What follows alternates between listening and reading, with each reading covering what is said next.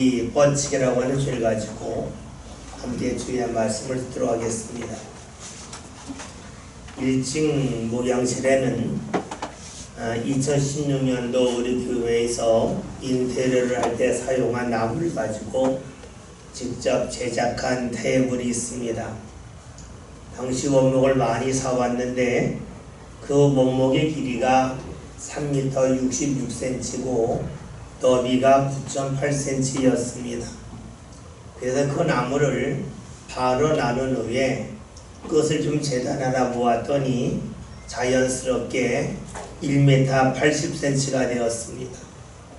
1m 80cm가 되는 그 나무를 너비 9.8cm인데 이것을 한 장 한 장 모았습니다.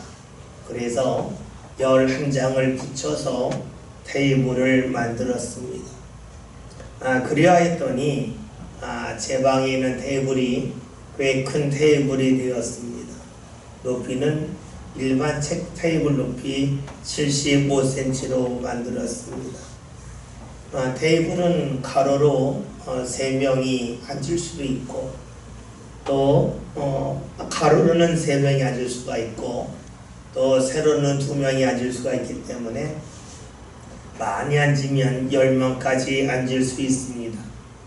직접 제작한 테이블이라 좀 투박하긴 하지만 튼튼하고 사용하기 편합니다. 그런데 언젠가 한번 목양실에 공사할 일이 있어서 테이블을 목양실 밖으로 옮겨야 할 때가 있었습니다. 청년들에게 부탁을 해서 테이블을 옮겨달라 그랬습니다. 그런데 한 가지 문제가 생겼습니다. 테이블이 너무 무겁기 때문에 문제가 생긴 것이 아닙니다. 테이블은 가벼웠지만 테이블이 문에 비하면 너무나 컸기 때문입니다. 목양실 문의 넓이는 78cm입니다. 그러니까 테이블이 75cm라서 옆으로 누웠을 때에 75cm니까 나갈 수가 있죠. 근데 문이 180도 다 열리는 것이 아니라서 문의 두께 때문에 실질적인 공간은 73cm에 불과합니다. 그러니까 테이블을 옆으로 돌린다 할지라도 75cm여서 73cm가 되는 문틈으로 나갈 수가 없었습니다. 테이블을 옮기려면 문짝을 띄면 나갈 수가 있겠죠. 그러나 그것은 너무나 번거로운 일이었습니다. 청년들이 테이블을 옮기지 못하고 있을 때에 제가 다른 방법을 하나 제시했습니다. 테이블 옆으로 눕힌 후에 먼저 한쪽 다리를 나가게 하고 테이블을 틀어서 나가면 되겠다. 그러면 옮길 수 있을 거다라고 말을 했습니다. 정말로 그리하였더니 높이 75cm인 테이블을 73cm 너비인 문으로 옮길 수가 있었습니다. 그때 생각한 것이 있었습니다. 똑같은 거라 할지라도 어떤 방법을 사용하느냐에 따라서 할 수도 있고 할 수도 없다는 것을 분명히 알았습니다. 테이블이라고 하는 집을 옮길 때에 어떤 방법을 사용하느냐에 따라서 옮길 수도 있고 옮기지 못할 수도 있습니다. 그렇죠. 방법이 중요합니다. 테이블을 옮길 때만 방법이 중요한 것이 아니죠. 똑같은 차를 가지고 운전한다 할지라도 운전을 어떤 방법으로 하느냐에 따라서 기름이 많이 소요될 수도 있고 기름이 적게 소요될 수도 있습니다. 똑같은 재료로 요리를 하지만 어떤 방법으로 요리하느냐에 따라서 맛이 있을 수도 있고 맛이 떨어질 수도 있습니다. 같은 일을 한다 할지라도 어떤 방법으로 일하느냐에 따라서 그 일이 잘 될 수도 있고 잘 되지 아니할 수도 있습니다. 똑같은 사람을 만나서 똑같은 내용을 말한다 할지라도 어떤 방법으로 말하느냐에 따라서 상대의 감정에 상할 수도 있고 상대가 기쁘게 그 말을 들을 수도 있습니다. 같은 자리에서 같은 일을 경험하고 또 같은 일을 보았다 할지라도 그 일을 어떤 눈으로 보느냐, 어떤 마음으로 하느냐에 따라서 그 일을 감당하기 어렵다고 하면서 뒷걸음질 칠 수도 있고, 그 일을 감당할 수 있다고 하면서 앞으로 나아갈 수도 있습니다.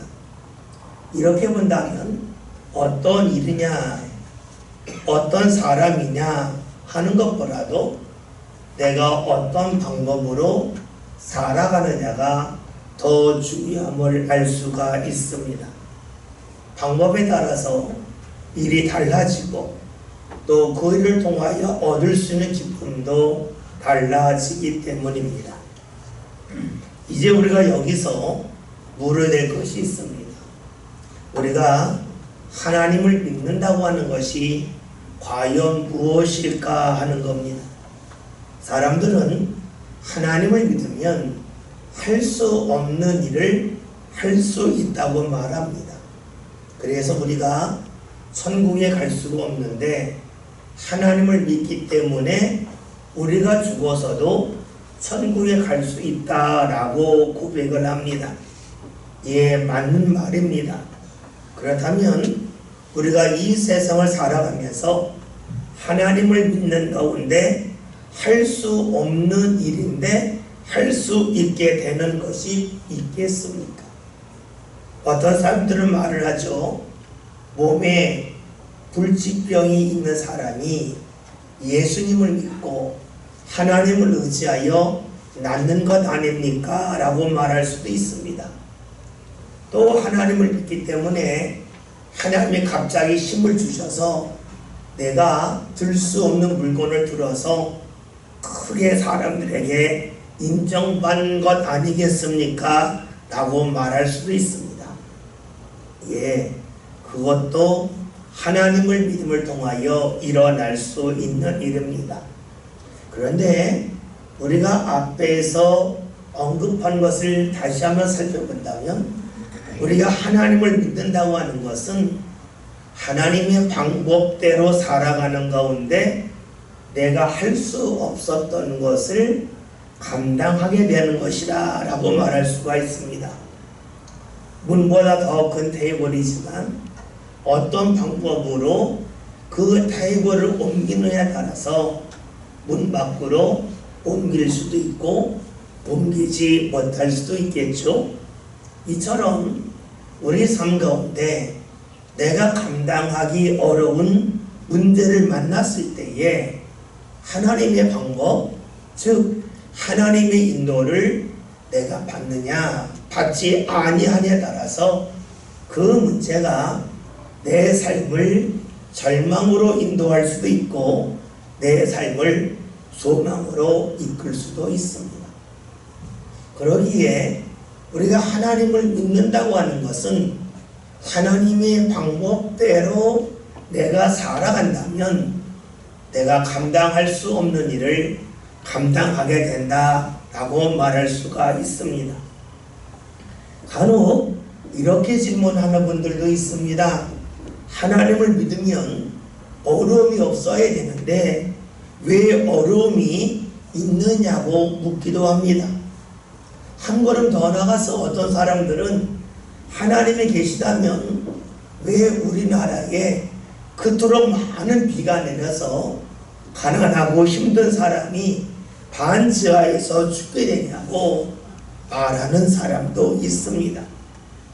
꽤 진지한 질문처럼 보이고 그 질문이 매우 타당해 보입니다.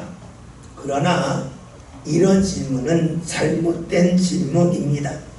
왜냐하면 이렇게 질문하고 묻는 이들은 하나님을 자신의 머릿속에서 끄집어냈기 때문입니다. 다시 말하면 자신이 생각하는 하나님이지 성경에서 말하는 하나님이 아니기 때문입니다.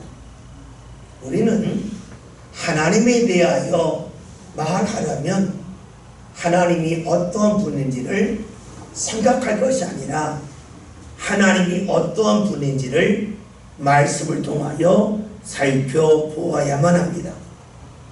하나님이 어떤 분인지 알지 못하고 나 스스로 하나님은 이런 분이어야 된다라고 주장한다면 그것은 하나님을 믿는 것이 아니고 자신의 생각을 믿는 것에 불과하기 때문입니다. 하나님이 어떤 분이고 하나님은 믿는 사람들에게 과연 무엇을 원하시겠습니까? 오늘 성경에서 이를 증언해 줍니다. 7절에 있는 말씀을 함께 보겠습니다.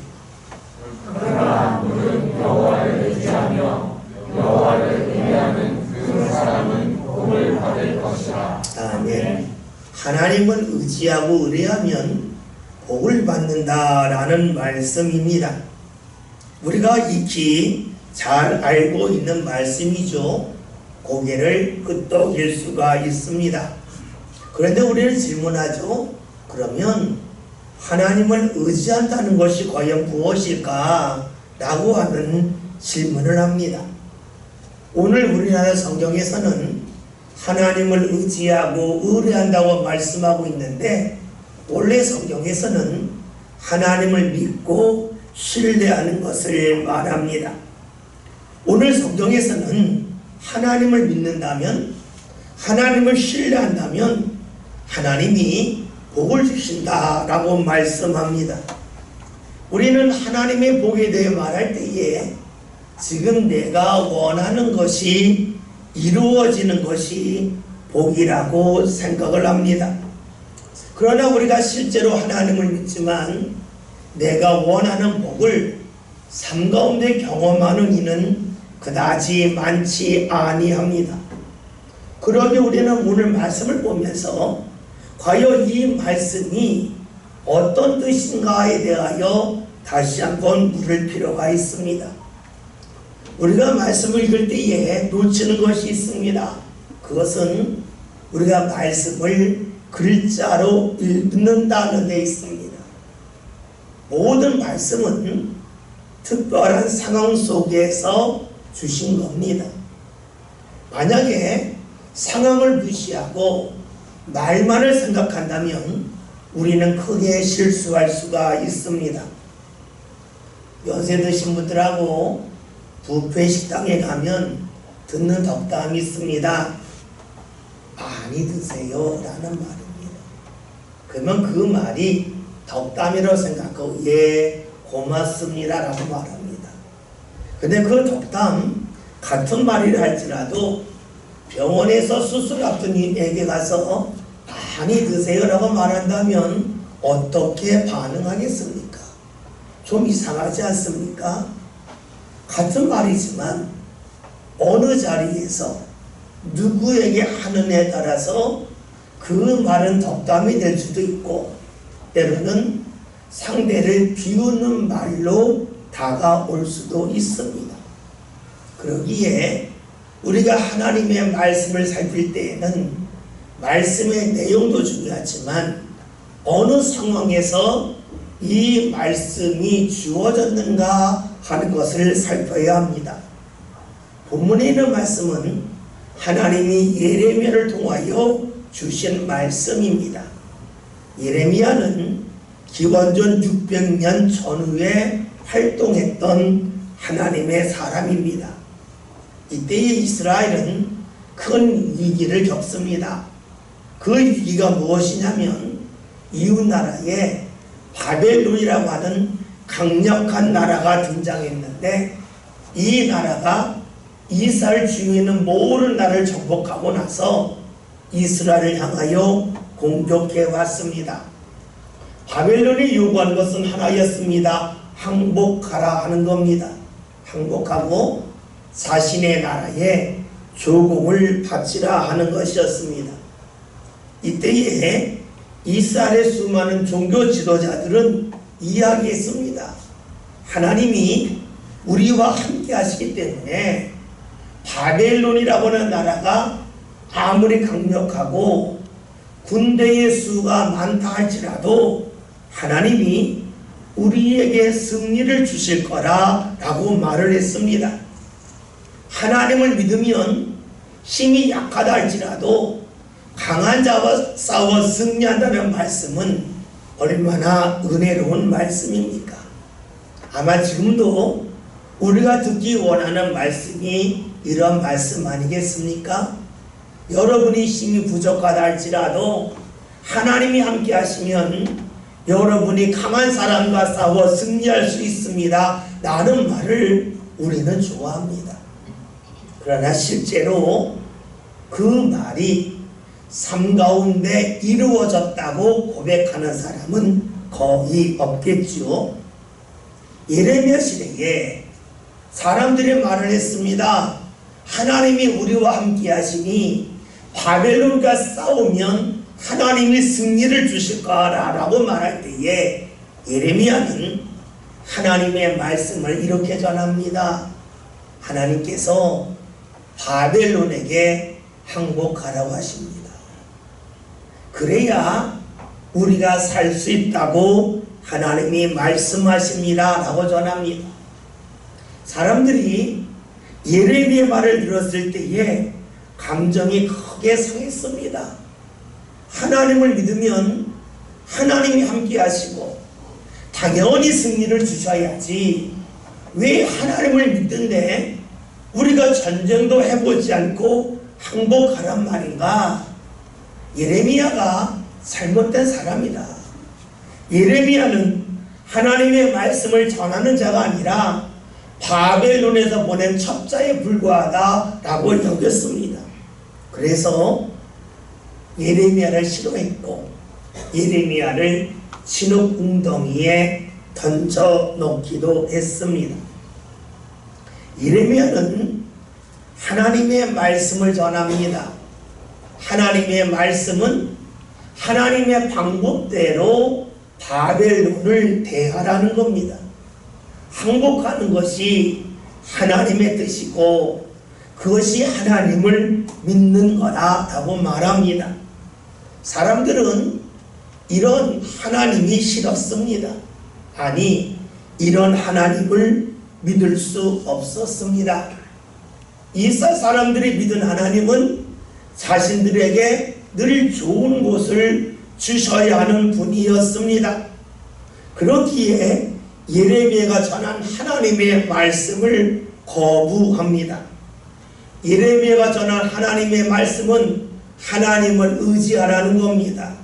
하나님의 말씀을 따르라는 겁니다. 하나님의 방법대로 살라는 겁니다. 그것은 바벨론과 싸우지 말고 바벨론에게 항복하라는 것이었습니다. 이스라엘 사람들은 그 말이 싫었습니다. 자신들이 원하는 것은 승리였습니다. 그러기에 반발을 합니다. 왜 반발했겠습니까? 그들은 나름대로 판단한 것이 있습니다. 이스라엘은 하나님을 믿고 바벨론은 하나님을 믿지 않는데 왜 하나님을 믿는 이들이 하나님을 믿지 않는 이들에게 항복해야 되느냐? 있을 수 없다는 것입니다.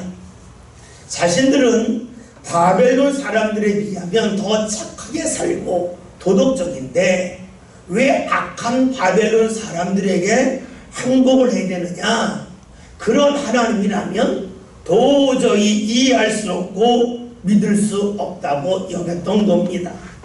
그래서 이들은 전쟁에 임합니다. 이스라엘은 예레미야가 전한 하나님을, 하나님의 말씀을, 하나님의 방법을 이해할 수 없어서 거부하고 맙니다.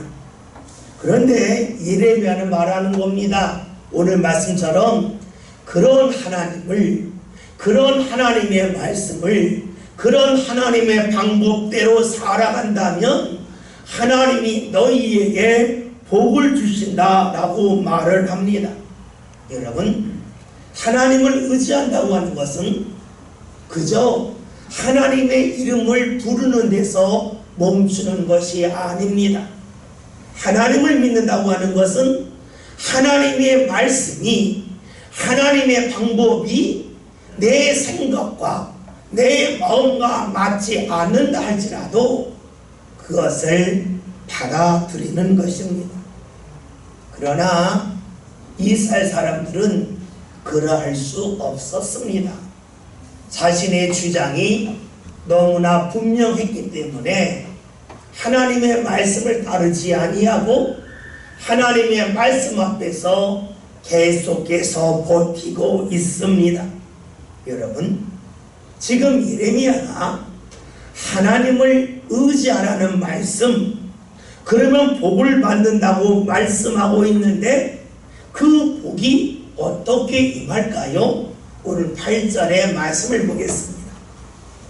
그는 그가에 심어진 나무가 그 뿌리를 강변에 뻗치고 너희가 의지하고 두려워하지 아니하며 그 입이 청정하며 가문은 해이고 정이 없고 결실이 그치지 아니한 같으리라. 아멘. 하나님을 의지한 사람은 물가에 심어진 나무라 라고 말씀하고 있습니다. 물가에 심어진 나무는 다른 곳에 심어진 나무보다 좋습니다. 왜 좋을까요? 그 나무를 심은 주인이 물가에 가서 물을 떠다가 나무에 물을 공급하기 때문이겠습니까? 그러하기에 물가에 심어진 나무가 좋겠습니까? 많은 신앙의 사람들은 이런 것을 원합니다. 물가에 심어진 나무가 있는데 주인이 물을 떠다가 그 나무에 물을 공급해 주듯이 하나님께서 내 삶 가운데 물과 같은 은혜를 늘 공급해 주시면 좋겠다라고 생각을 합니다. 그리고 그것을 기대합니다. 다시 말하면 자신은 가만히 있는데 하나님께서 필요할 때마다 은혜를 주시면 좋겠다라고 생각하고 그런 하나님을 소망합니다. 이에 대해 예레미야는 아주 냉정하게 말합니다. 물가에 심어진 나무가 복이 있는 이유는 주인이 물을 떠나주기 때문이 아니라는 겁니다. 오늘 8절에 있는 말씀을 보았더니 물가에 심어진 나무의 특징이 무엇이냐? 그 뿌리를 뻗어서 강가로 가기 때문이라 라고 말하고 있습니다. 즉 물가에 심어진 나무가 복이 있는 이유는 주인이 물을 공급해 주기 때문이 아니라 뿌리가 강가를 향하여 물 있는 곳을 향하여 마음껏 뻗어가기 때문이라 라고 말합니다. 물가에 심어진 나무가 좋은 이유는, 복이 있는 이유는 가만히 있어서가 아니라 움직이기 때문입니다. 뿌리를 뻗는다고 하는 것은 가지를 뻗는 것보다 더 버거운 일이죠. 우리가 길을 걷는다고 생각해 봅시다. 그냥 길을 걷는 것과 우리가 바닷가에는 갯벌을 걷는 것은 걷는 행위는 똑같지만 갯벌에서 걷는 것이 더 힘이 들죠. 왜냐하면 발이 볼 속으로 빠지기 때문입니다. 똑같은 나무지만 옆으로 뻗어나갈 때에 가지가 뻗는 것과 뿌리가 뻗는 것 중에서 당연히 뿌리가 뻗는 것이 힘이 듭니다. 그러하다면 물가에 심어진 나무가 그 뿌리를 뻗어서 강가까지 간다고 하는 것은 결코 쉬운 일만은 아님을 우리가 알 수 있습니다. 그러면 물가에 심어진 나무는 모두가 강가를 향하여 뿌리를 뻗어가겠습니까? 그러하지 않죠. 하늘에서 비가 넉넉히 내린다면 뿌리는 굳이 옆으로 뻗어갈 필요가 없어요. 하늘에서 비가 적게 내릴 때에 나무의 뿌리를 계속해서 뻗어나가는 것이지, 비가 넉넉히 와서 물 위의 공급이 충분할 때에 뿌리를 뻗어가지는 아니합니다. 여러분, 다시 한번 생각해 봅시다. 물가에 심어진 나무가 있습니다. 이 나무가 뿌리를 뻗는 것은 힘든 일입니다. 그러면 힘든 일은 쉬울 때 되겠습니까? 아니면 어려울 때 되겠습니까? 우리가 아는 상식으로는 힘든 일은 쉬울 때 됩니다. 어려울 때면 안 됩니다. 그러면 나무가 뿌리를 더 뻗어나가는 것은 힘든 일이기 때문에 나무가 뿌리를 뻗는 것은 나무가 힘들지 않을 때 됩니다. 비가 넉넉히 올 때 됩니다. 그러나 그런 나무는 하나도 없습니다. 비가 넉넉히 올 때에 나무 뿌리가 지금 내가 힘들지 않으니까 이때에 내게 있는 힘을 가지고 뿌리를 사방으로 뻗어가야지 하는 나무는 하나도 없습니다. 나무가 뿌리를 뻗는 것은 힘들 때입니다. 비가 넉넉히 내리지 않을 때입니다.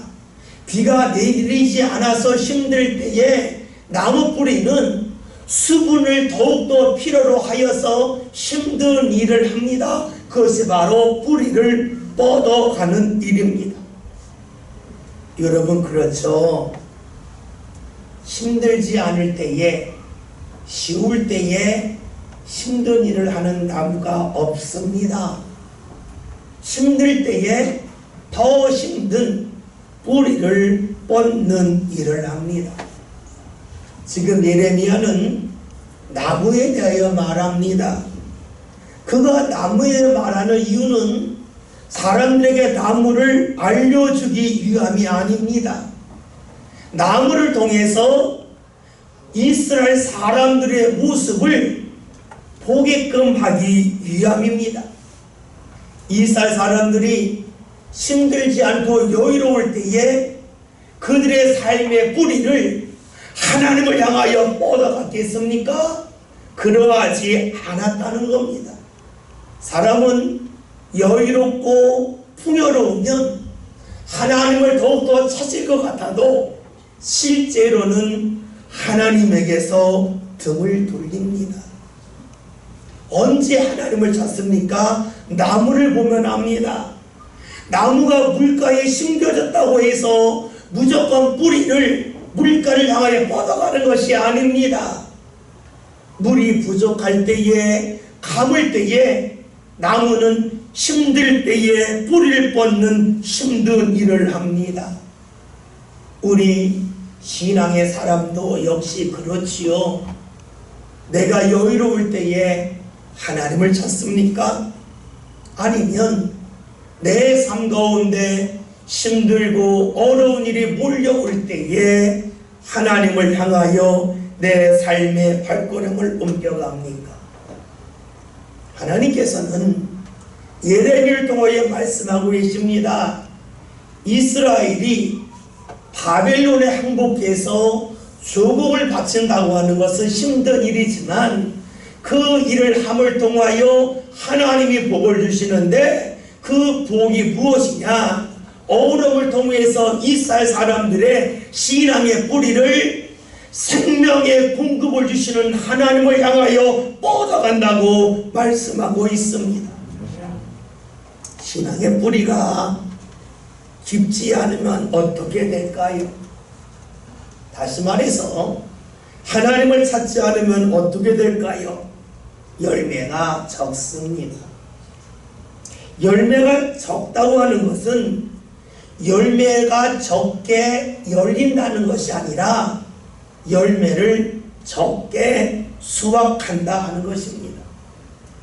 우리가 하나님을 따르지 않을 때에, 하나님을 믿지 않을 때에 우리 삶에 열매가 없는 것이 아니라 열매가 있다 할지라도 그 열매를 수확하는 것이 크게 줄어든다는 겁니다. 왜 그럴까요? 열매가 열매인지 모르기 때문입니다.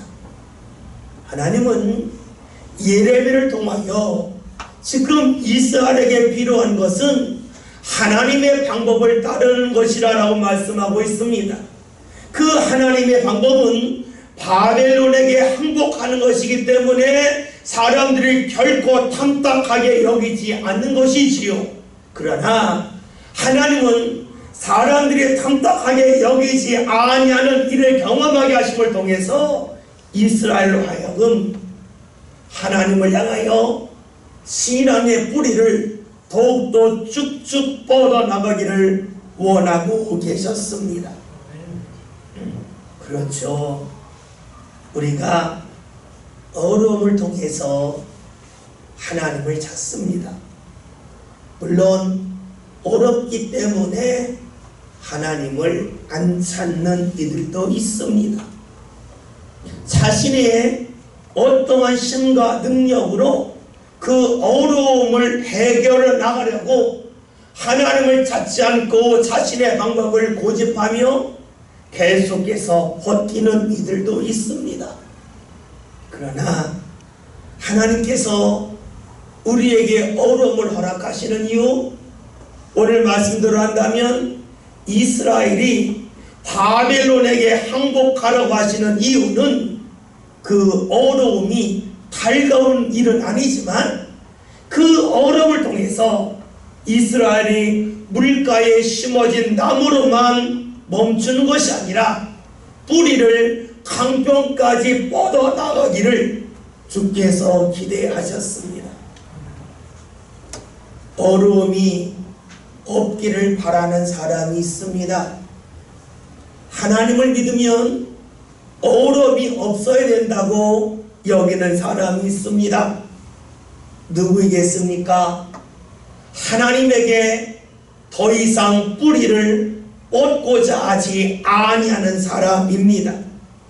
하나님은 어려움을 통해서 신앙의 뿌리를 사방으로 뻗게 하시고 그 뿌리에서 힘을 얻게 하심을 통해서 더 많은 열매를 얻기를 원하고 계십니다.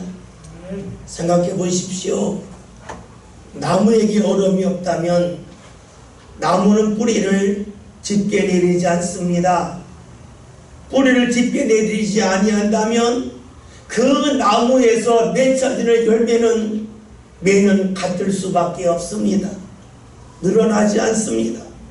그러나 어려움을 통해서 나무의 뿌리를 사방으로 뻗어나가면 나무는 더 많은 영양분을 공급받습니다.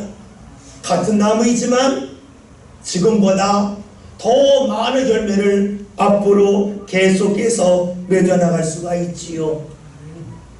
주께서 왜 예레미야에게 이스라엘로 하여금 바벨론에게 항복하게 하셨을까요? 즐거운 일은 아니지만 그 어려움을 통해서 이스라엘이 신앙의 뿌리를 더욱더 짙게 내릴 수가 있고 이를 통하여 앞으로 더 풍요로운 하나님의 허락하신 열매를 맺을 수 있기 때문입니다.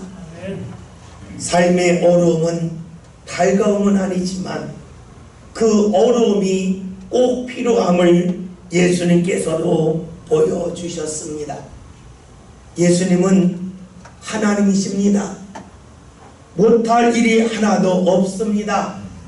그러기에 예수님은 얼마든지 사람들을 능력 가운데 이끌 수도 있었습니다. 예수님은 십자가를 지지 아니할 수도 있었습니다. 그러나 예수님은 고통의 십자가를 지셨습니다. 왜 그리하셨습니까? 그 십자가를 지심을 통하여서 당시 사람들만이 아니라 이후 태어날 모든 사람들이 하나님을 만날 수 있는 길을 여시기 위해서였습니다. 예수님의 십자가의 죽음을 통해서 예수님을 통하여 맺어지는 열매는 끝이 없이 늘어났습니다.